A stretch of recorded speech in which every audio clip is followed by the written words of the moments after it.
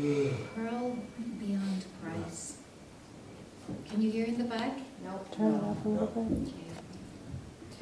Is that better? Yes. Thank you. Pearl beyond price. Tell me, my dearest ones, who were you before the stories, before you fell into form? Who are you now? What worry is it shrouds you from your truth? Lure me into your deepest heart, for that's surely where I'll find you. Hold up your imagined wounds to the light. Let love seep through. Let it drench you in the sheer, unsullied beauty that bore and blossomed you. Immerse yourself in its golden glow. Absolve yourself of any darkness. Unleash the radiant grace that is your birthright. Stop at nothing, my loveliest child. Let your passion for your true self unfurl the perfect pearl that is you.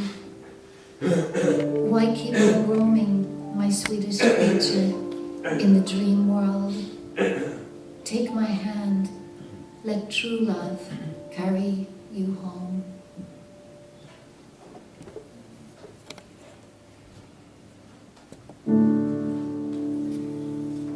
Oh yeah, hey yeah. Let's praise the Spirit in song.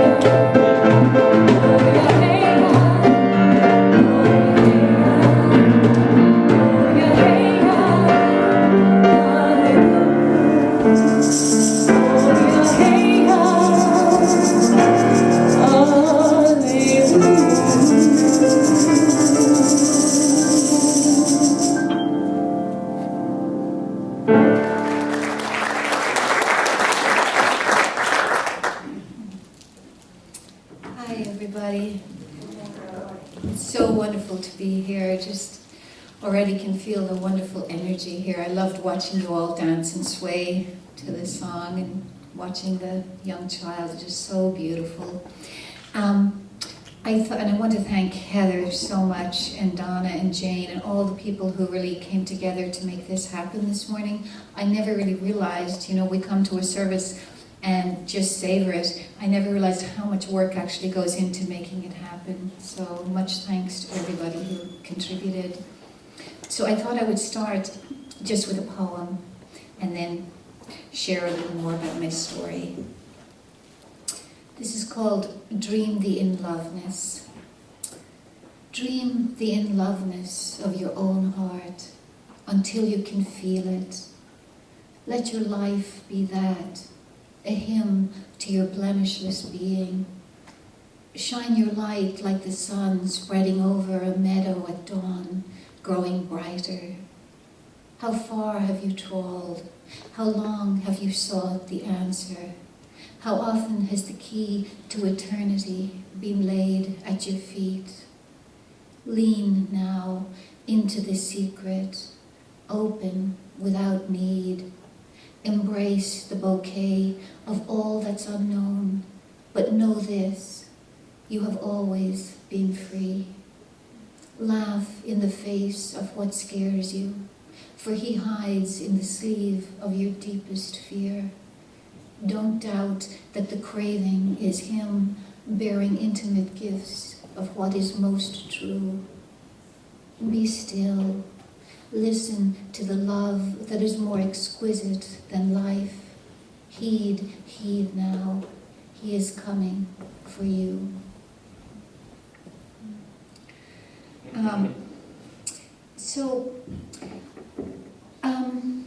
I'll share a little bit about my spiritual journey of awakening, and a little bit about the path that I have found myself on, which is non-duality. There really is no dogma to it. It's simply the idea, this world is founded on duality, extremities, black, white, man, woman. And the idea of non-duality is that there is no dualism. We're not separate beings, but we're all like, I like to think of it as these unique jewels stranded together on a necklace or an amoeba of experience of this life. And my own journey began, not surprisingly, on an island, which, what could be more separate than that? I grew up in Ireland, and I had what I considered a relatively happy childhood. I came to America, to Oregon, actually, to Portland, when I was about 20 or 21. And I had a tourist visa, so I had to keep going to college to extend my ability to stay here. And I eventually ran out of degrees, so I was going to give up and go home, being a fatalist, being Irish, and I won a green card in a lottery. Luck of the Irish, right in the nick of time. And so I stayed, and I fell into the path of Kundalini yoga. Was an avid fan of this kind of yoga, and I'll just share that one of the gurus in that lineage, Guru Ram Dass, it said that on his birthday, which just happened October 9th, that if you make a wish on his birthday, it will come true no matter what, guaranteed. And I knew of this, and I would make a wish every year, and they were usually for simple things, to have a little more money or new clothes. And then I thought, one year I'm just going to go for the gold. I'm going to wish for self-realization. And at that point, I had no idea what that meant. Forgot all about it, went about my life. And then in the year 2000, I went back to Ireland. I grew up in Dublin, and I was teaching at the university there for the summer. And it was a beautiful July day. I was walking back to my room on campus with my students' papers in my hands. It was a time of deep prosperity for Ireland, rare prosperity. And so they were building everywhere, and they were building this parking lot.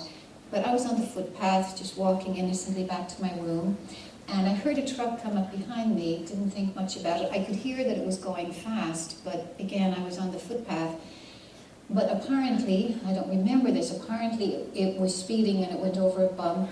It had a load of lumber in the back, and it wasn't secured properly. So when it went over this bump at great speed, the lumber swung off and cracked me over in the skull, and I went flying through the air and landed splat on the concrete like a rag doll.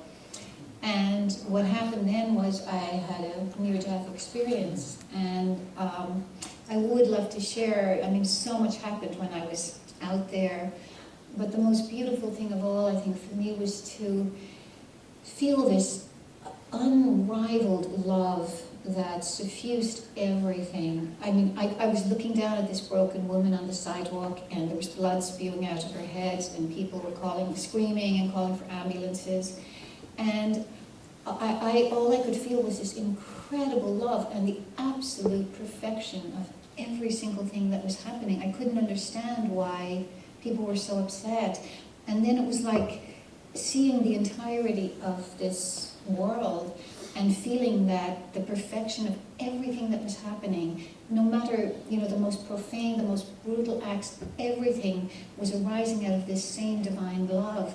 And there wasn't an atom of experience that was out of place. There was absolutely nothing wrong. It was just perfect love.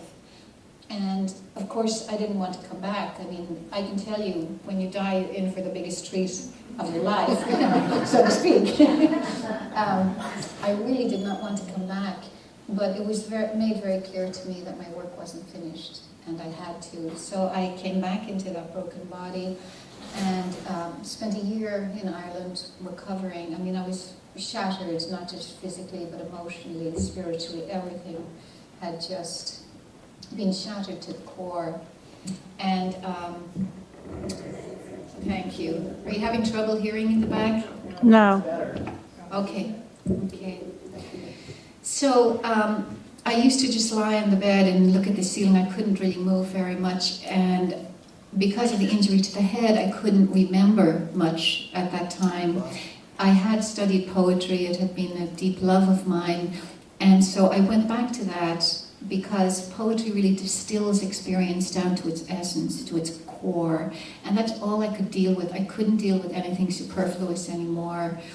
And so there was one line of poetry that I just recited over and over again, and the line, it saved me. I feel like it saved my life.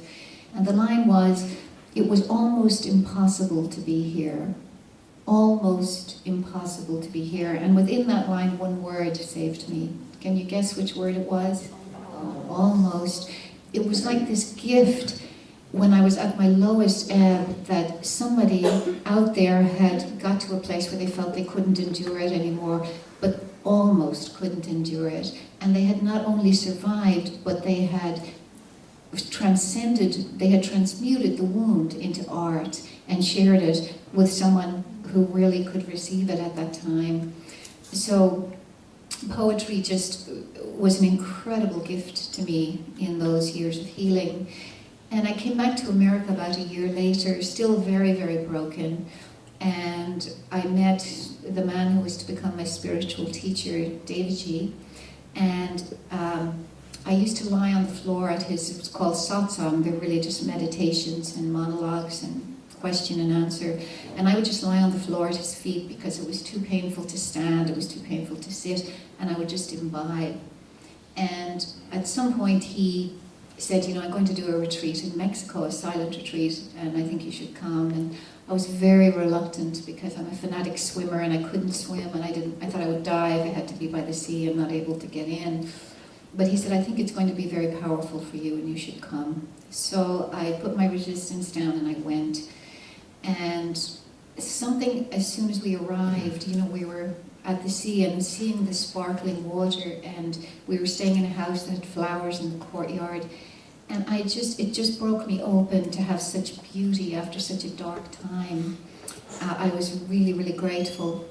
And so we were having satsang or meditation one night, and I was again lying on the floor, and a man was speaking to my teacher, and all I heard him say was, "Praise God." They were the two words, "Praise God." And I don't know, it was like the spark that ignited my soul, and I just burst into tears.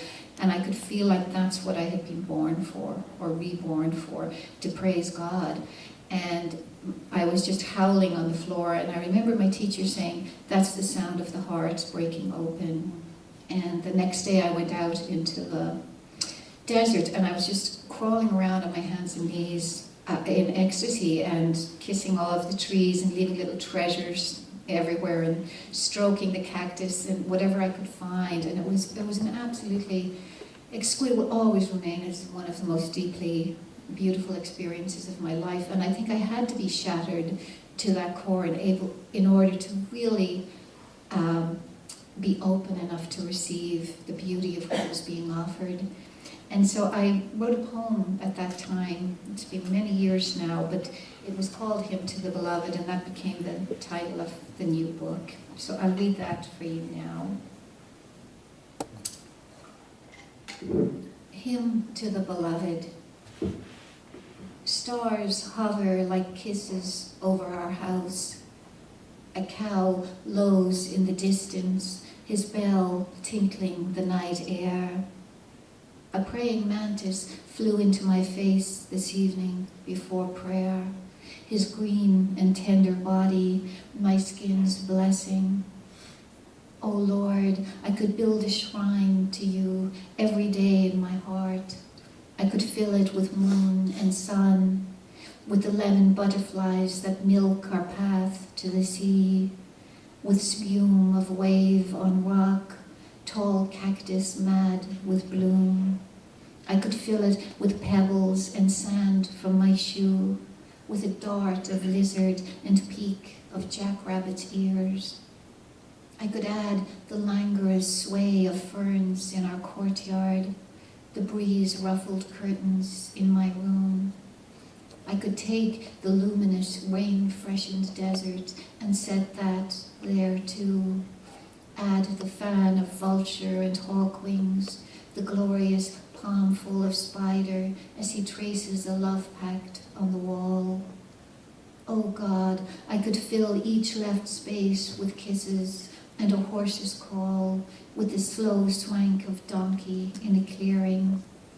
I could conjure a brimming altar of dawn sky, each mountain's sinuous fall and rise, a dozen setting moons, and still it would not begin to praise. Let me at least spend my days trying. Let me fail you 1,000 ways. Let me breathe one more, Lord, of your ravishing days. And I will tell lovers and children and the bird at twilight of your deepest secrets. So we're going to intersperse this. I'll read or share 3 times. This is the first, and Heather will share a song. So I'll be back.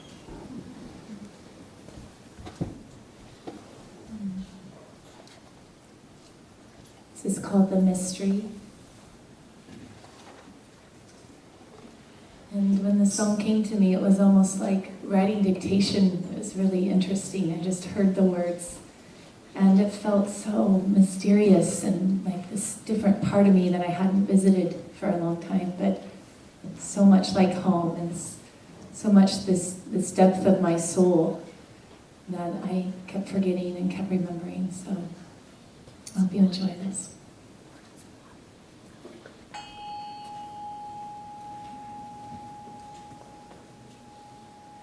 The meadow green is calling me to the valley of my birth.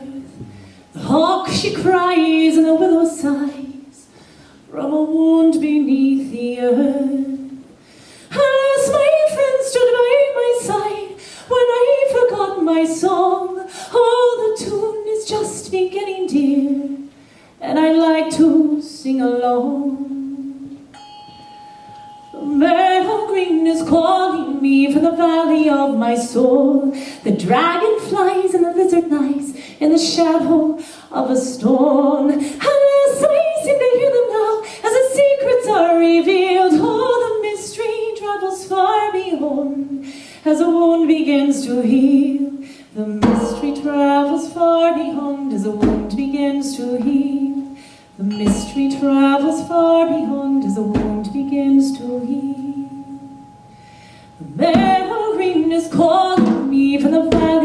my soul. The grasses sway and the lilies wave as they whisper of my home. As I seem to hear them now, as the secrets are revealed. Oh, the mystery travels far beyond as a wound begins to heal. The mystery travels far beyond as a wound begins to heal. The mystery travels far beyond as a wound begins to heal. Meadow green is calling me from a seed within my womb, a seed that knows the way to grow from the fountain of my truth. As I see the river now as it flows on to its source, and the blood of all that lives and dies plays a rhythm with the shore. The mystery travels far beyond as a wound begins to heal. The mystery travels far beyond as a wound begins to heal. The mystery travels far beyond as a wound begins to heal. The mystery travels far beyond as the wound begins to heal.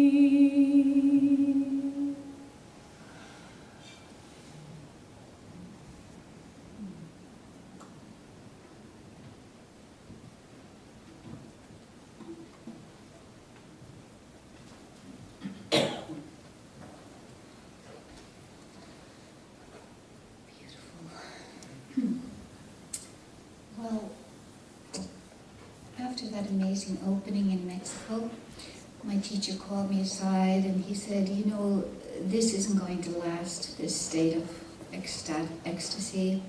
He said, for every expansion there's a contraction. And I was, of course, saying, oh, no, I'm never going to let this go, it's too perfect. However, when I came back to America, I realized that Mexico had been my honeymoon. And several months after the return to America, I was regularly going to these meditation sessions. And at one point, there was just, I was just assaulted by a barrage of memories from childhood that had been so intense and so brutal and so profound that they had been completely eclipsed, completely erased from conscious memory. And yet here they were. And I feel that the blow to the head was probably, you know, God's way of saying, okay, you haven't dealt with this, it's time. And so I left the world for 7 years, and I lay on my bed for most of that time. And really through the grace of God, through the grace of my spiritual teacher, I learned how to open my heart to the intense pain. I think I cried for about 4 years straight. And to really embrace, to hold that pain in a way that wasn't possible when it actually happened. I was young, I didn't know how, I had no way to deal with it at that point. And I would just lie there and just hold the pain like you would hold your most beloved child, your baby. And really just sat with it for years and years and years. And eventually, at some point, I started to feel the love, that same love that I had felt when I died, arising inside myself again. And I could feel incredible love and compassion for everybody involved, for my abusers, for everybody. You know, I came to see, not just to know, you know, to know mentally, but I came to really fully experience that there was nobody to shake a stick at, nobody to be angry at, that violence begets violence. It's passed on from one generation to another. And it felt like it was given to me to end that cycle for my tribe. And I also saw how perpetrator and victim are actually both victims. They both feel powerless. They acted out in different ways. And so that gave me a deeper insight into understanding, perhaps, why certain people had acted the way they had. And all I could feel and still feel is this incredible love for everybody who played their part. I think perhaps if it hadn't happened, I may not have found my way back to God. You know, I was having my, you know, sailing along in the life I thought was perfect. before the accident, and now it feels like that accident, that near death, was the greatest blessing imaginable. It took me a while to get there, but I have gotten there, and I feel like it was a miracle, really.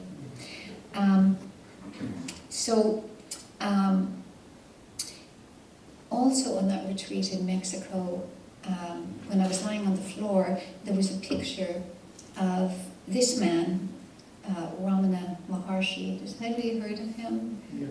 In Indian sage. And I knew very little about him, in fact nothing. And I would just look at his picture. I was lying on the floor and, kind of wonder about him. And at some point during that retreat, literally, it felt like an arrow. It felt like he just airlifted into my heart. And it was just like being madly in love.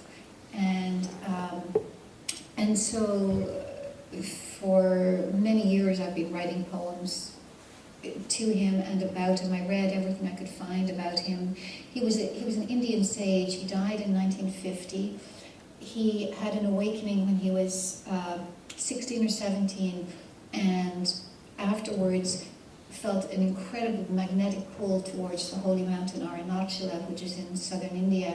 And he just took off, left school, left his family, and took off for Arunachala. And he lived there for the rest of his life. He spent about 20 years in silence. He just sat there in deep, what we call samadhi, deep meditation, and people would come and put food in his mouth, and it would still be there the next day.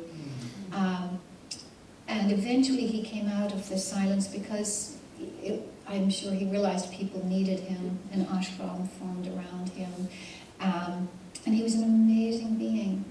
So I'm going to read you just a few poems about him.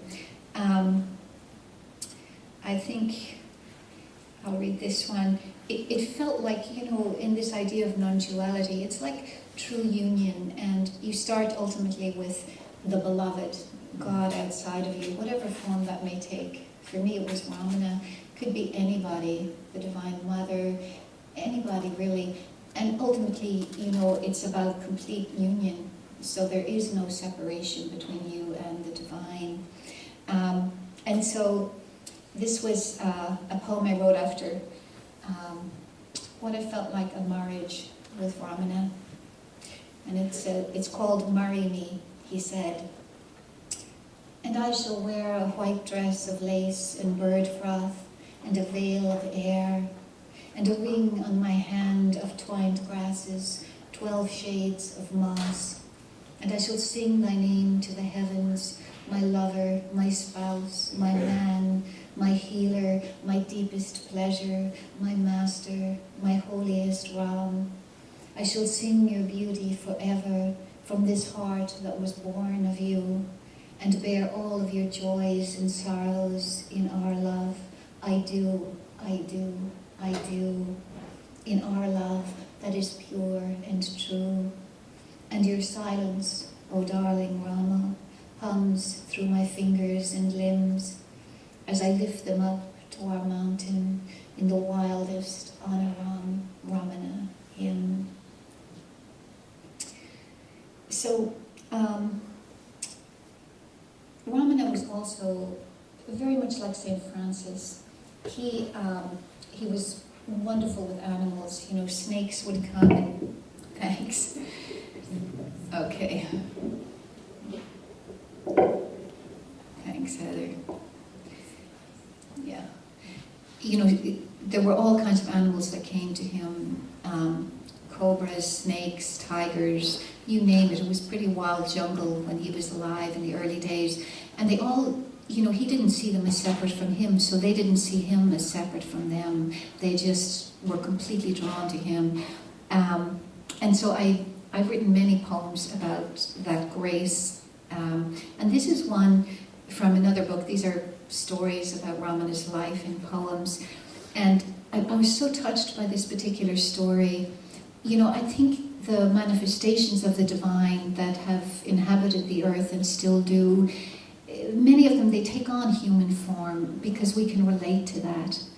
And so in this poem, I feel like it's an example of Ramana taking on human traits. and it's called What a Wonder.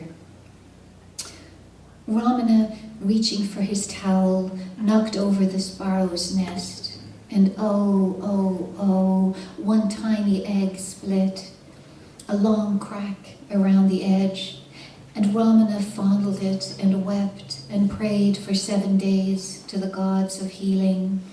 Let the crack be closed, oh, let the crack be closed, as he held the shattered shell in his palms, murmuring soft words, as he waited and prayed and sang to the hidden bird. And lo, one morning he saw the fissure sealed, made new, born once more in the glory of innocence, and he held it up to the glad heavens in delight, a joyous schoolboy forgiven for his sin of almost taking life. Look, what a wonder, he proclaimed. She will hatch after her fall. And sure enough, a feather fluff appeared at last, a sparrow inching out from under mother, and all rejoiced as Ramana held her to his lips and dropped lover kisses, stroking her warm fur, and showing everyone who passed the miracle of God's unending grace in the most minuscule of places. And I'll just share one more poem before Heather sings again. And this was actually my proposal to not only Ramana, but to his mountain, holy mountain Arunachala, which actually was, in a sense, his guru, his beloved, and to Shiva. Shiva is the aspect of the divine that slays the ego, shatters that protective shell that we have. So this is I wrote this on leap year. I was on retreat and we had a retreat during leap day, and that's the day apparently a woman can propose to whoever she fancies. So this is what I wrote. Because it is leap year, I ask Holy Mountain to marry me. Will you take me as your lawful wife? You are already taken, she replies, offering a bouquet of jasmine. I marry you now to your own flowering. I ask Shiva if I can be his bride, and he comes down from his perch with a garland of beads, saying, wear these and see whose bride you have always been. I now wed you to truth. And darling Rama, I don't have to ask. We are lovers forever entwined, twin grapes on a luscious vine, now growing inside my heart, which folds into his, the one spouse to whom all vows are offered. And he tucks the moon in my mouth and the sun in my heart, and my pockets sprout with 1,000 stars. And the wind is a ring on my finger that whispers, you are a feather plucked from the wing of Brahman. Float out on the dream as long as you need, but always remember, I wed you to love. I'll be back.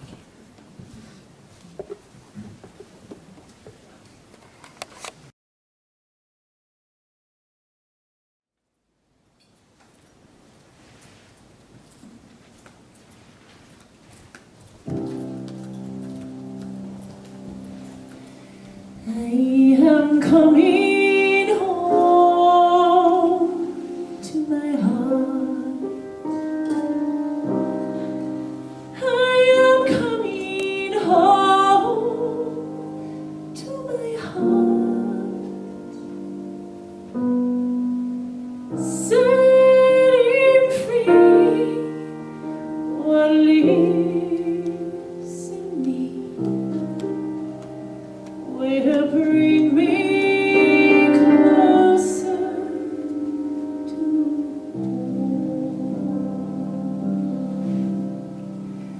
home. I am coming home to my heart.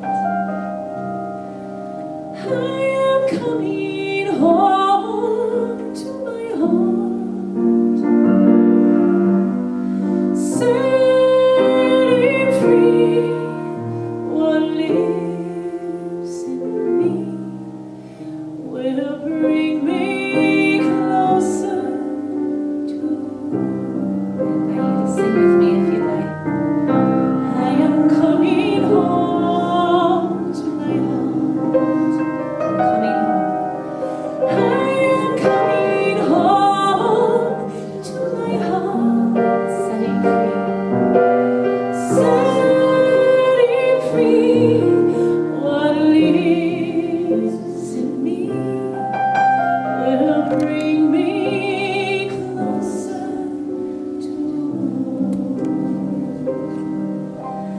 I am coming home to my heart.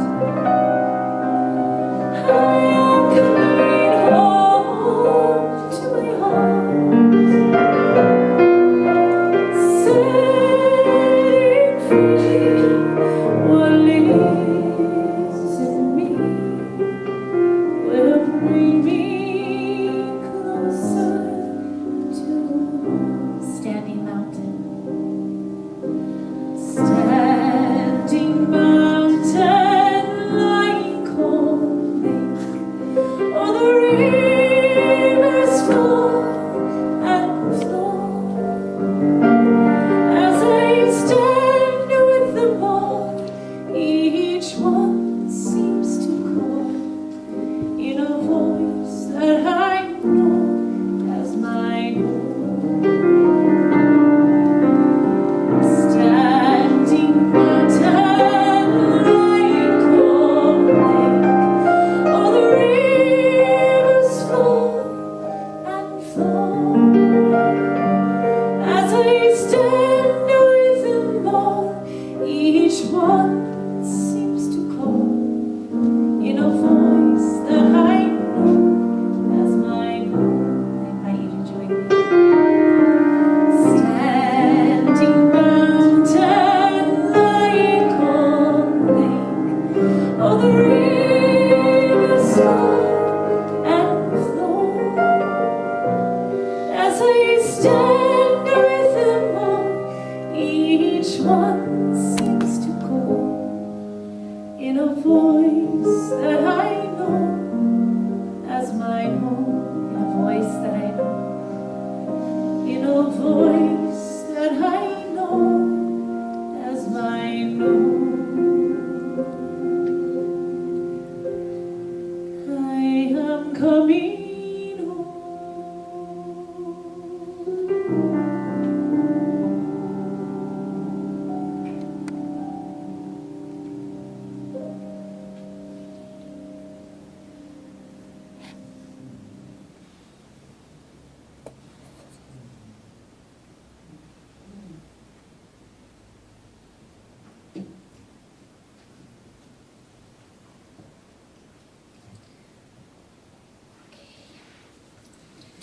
So, one of the results of this journey, that I've been on really since the accident in 2000, it's been really embracing every fear that arises, and really seeing through it. Once it's fully open to and embraced, it just dissolves. And it's been quite a journey. I think certainly my biggest fears were around the events in childhood, but certainly there have been more since. And the process of doing that dissolves layer by layer this protective shell known as the ego. And the thinner that gets, the more it is felt what's happening with everybody else. And so now there's a sense of, I think before my accident I had a range of emotion from here to here. I rarely cried. I thought that I felt the full range, but now I feel like having been shattered open and felt the depths of despair. I mean, that long dark night certainly brought me to my knees. There's an ability to feel the other end of it, the joy and the bliss. And so there's a sense of feeling, I guess, that protective shell we all need. We've all been wounded at a certain point, and we needed it to survive. As it starts to peel away, there's less separation, there's less duality, there's a sense of, if I'm walking in the supermarket, I will feel somebody's heart pain profoundly. If I read something about a tsunami or a big event that happened, the fires we had recently in Weed, I feel the collective pain and grief of that. And that feels like an incredible grace to be able to feel that depth and that lack of separation. Sometimes it's a challenge. I have to lie on the bed for a few days and can't talk. But I also get to feel the incredible grace and joy, and how really they aren't separate. They're not different. We're sort of primed to think of pleasure as what we want and pain as what we don't want, but actually there's a tender beauty and a poignancy to really opening to profound pain and grief. And when you feel into the deep love that supports it, that surrounds it, that holds it, it's as exquisite as feeling the most intense pleasure imaginable. And so I'm going to just share a few more poems, but this is one that I read about an incident in Asia, and it moved me profoundly. So I'd like to share this around 33. And it's called Passion. Passion. When they came to slaughter him, the bull fell to his knees and wept, great big tears rivering down his darkened face. And the workers watched in shock and awe, this creature pleading for his life, a picture of humility, and they knew they could not take him. Instead, they sat around his lumpen flesh in a circle of love, stroking his quaking head with tender hands. And he looked into the eyes of each man so wide openly and suddenly calm that every heart melted like sun-kissed butter. And as they led him to a field where he could gaze at sky and dandelions, this time he went willingly towards the fate we all live and die for, to rest in pure, exquisite being. I'm not sure, I think I might have made up the end because I wanted a really happy ending for that bull. I forget.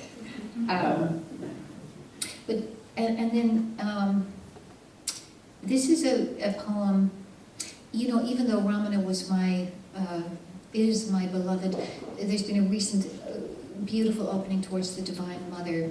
And in order to make this book whole, I sat down and wrote many poems for the Divine Mother too.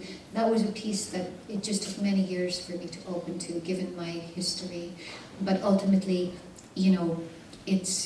there is no gender really in the divine, whether it comes in male or female form. It's all the same. So this poem is called Deeply, and it begins with a quote from Ramana. He said, "When you meet someone, think deeply. It is God who dwells in that body." When you meet someone, think deeply. It is God who dwells in that body.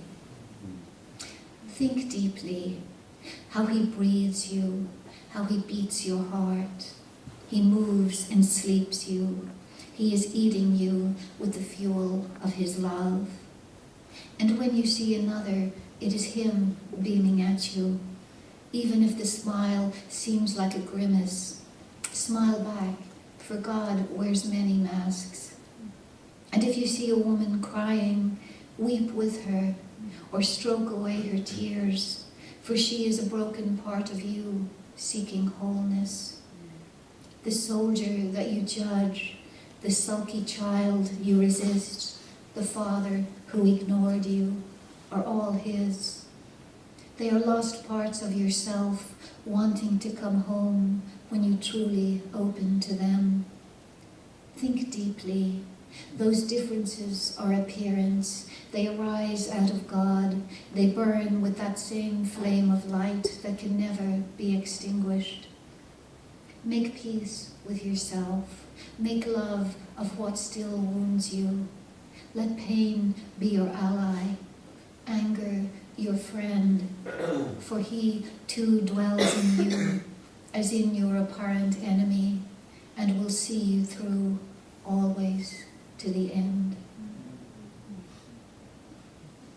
And I think that's one of the gifts really that's been given to this form, to feel that extremities, like for a long time there was resistance to drinking in the pain of this world and feeling it in such a deep, profound way, but eventually there was a realizing that it's actually just feeling myself. It's an aspect of myself that's coming home. It's like there's no separation.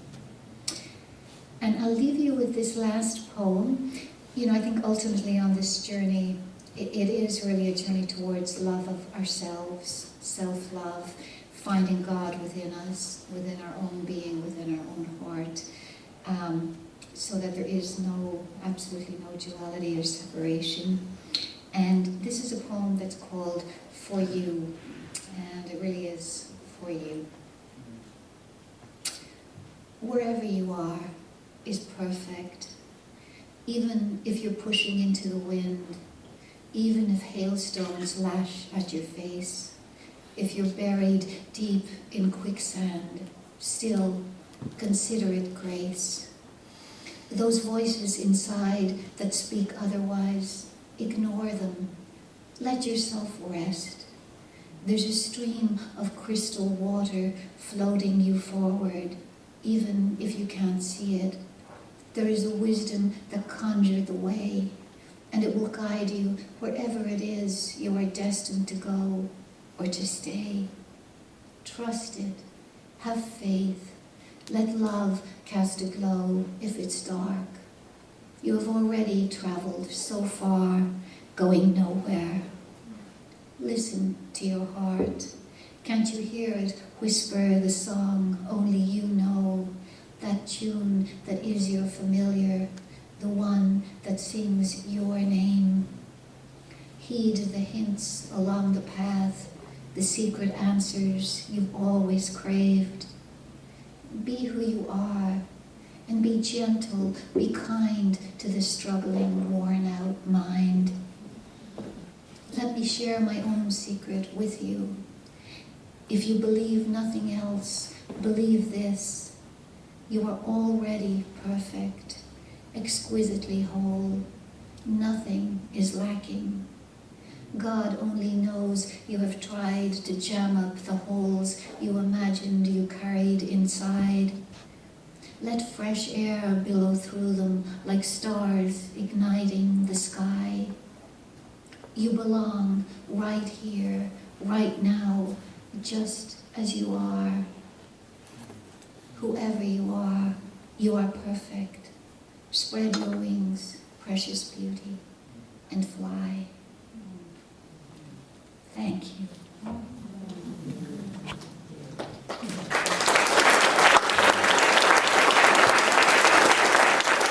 Return to the way of your soul.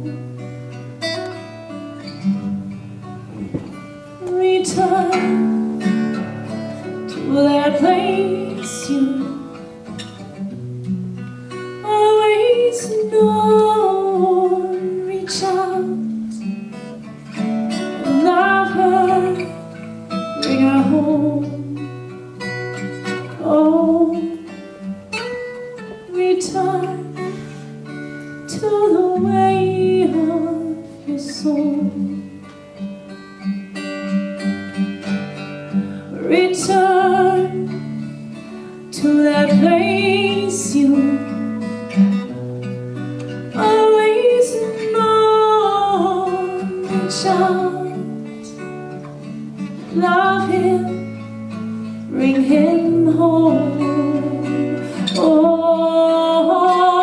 return to the way of your soul. Return to that place you sing always known. Reach out, love her, bring her home. Return to the way of your soul. Return to the way of your soul. Return to that place you've always known. Return to that place you always know. Reach out, love him, bring him home. Return to the way of your soul. Return to that place known. Reach out, love her, bring her home. Return to the way of the soul. Return to that place you always known. Reach out, love him, bring him home.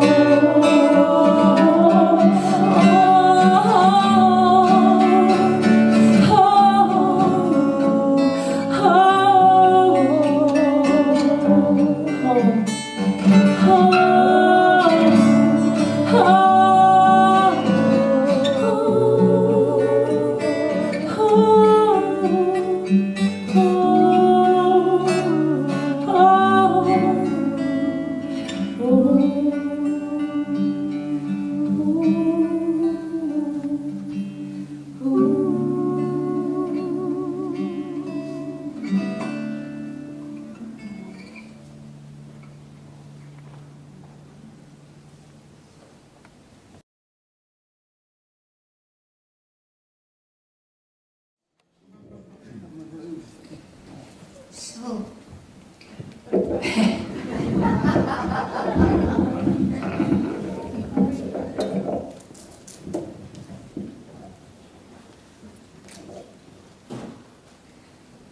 I was just going to offer a little guided meditation, and if it feels comfortable for you to just close your eyes, that would be wonderful. Just allow yourself to settle into your seat, really melting back into your own body, into your own skin. Just trusting your body to find the perfect position for you. And allowing the sounds as they rise and fall. Feeling your palms, the palms of your hands. Feeling the base of your feet. Feeling where your feet meet the ground or the earth. Where your body is held in space. Where your body meets the chair. Feel the precious air that surrounds you, that always makes room for you. Allowing yourself just to be, letting this precious breath that animates you, that allows you to be human, to move through this world, letting this out breath be a friend, letting it wash away everything that you're ready to let go of in this moment. Letting your out-breath be a river, carrying away anything that no longer serves you. And letting the in-breath, this precious inspiration, each fresh breath, a chance to begin again, a new birth. Allowing this breath now to be drawn in, to energize, refresh, cleanse the body. This amazing, mysterious breath that arises of its own accord, that allows you to be you. And just taking a moment now to feel your physical sensations, just noticing where your attention is drawn to. Often it is whatever calls most loudly, pain in the body. But seeing if you can attend also to the barely perceptible sensation, one you would barely notice if you weren't looking for it. And seeing if you can allow every sensation physically that is occurring in between. Perhaps this constellation of physical sensation may never occur in this particular combination again. Welcoming every physical sensation and your emotional sensations. Just noticing whatever you may be feeling. Often these feelings come in layers. You peel away one, there's another there. But seeing you can roll out the red carpet, welcoming every feeling that may arise, even if there's resistance, even if there's numbness, welcoming all of who you are emotionally in this moment, here, now.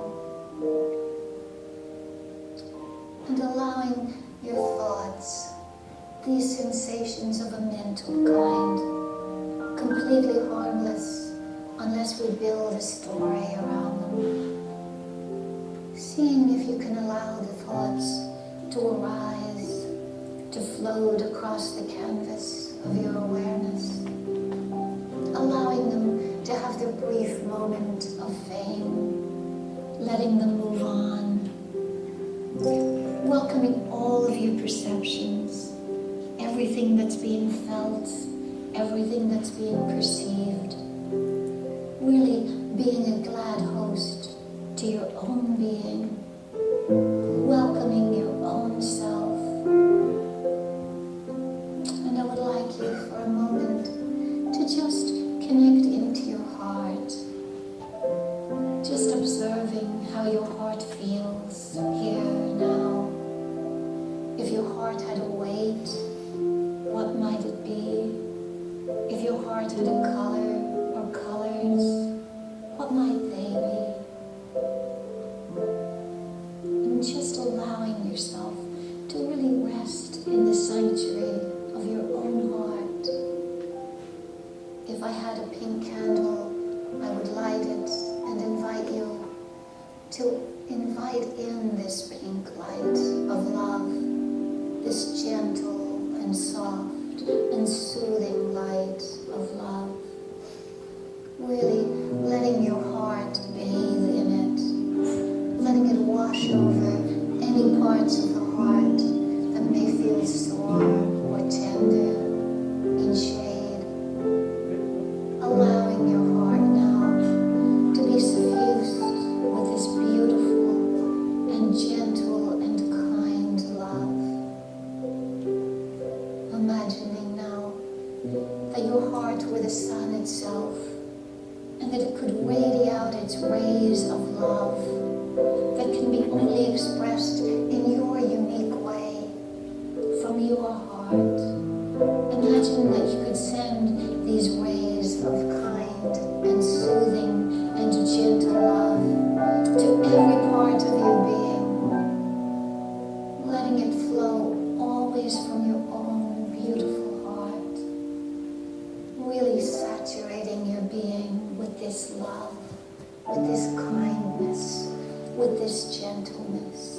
Imagine it flowing out the crown of your head and fountaining around you, flowing out through the base of your feet, flowing from your heart, this love, out through every orifice, every cell, every part of your being. So you are radiating this love that connects you to your divinity and also to your humanity, fused in your heart, in this beautiful heart.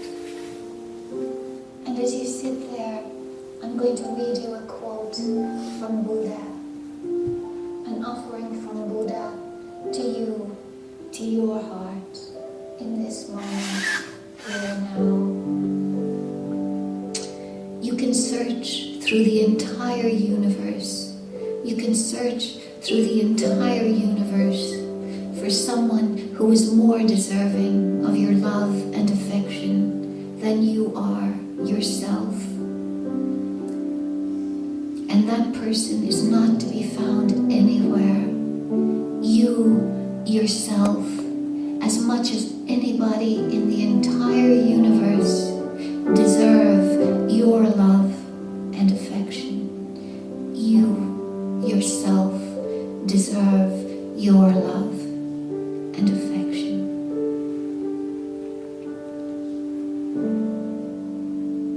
And allowing yourself now to feel the heart of the person on either side of you.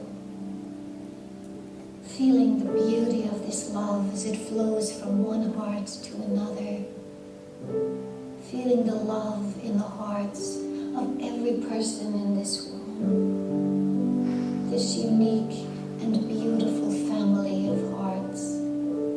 All of us connected now in this beautiful, supreme, seamless, boundless love that has carried us every step of our lives up until this moment, here now, as we sit bathing in this love, in the love for ourselves, for each other.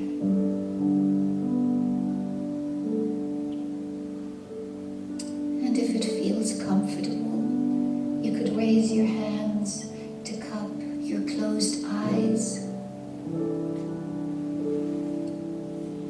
Just allowing yourself now to rest in the chalice of your own palms, and just feeling, even with your eyes closed in the dark, how you are being held by your own self, by your own body. You holding and honoring yourself, welcoming yourself back home, back to your own heart.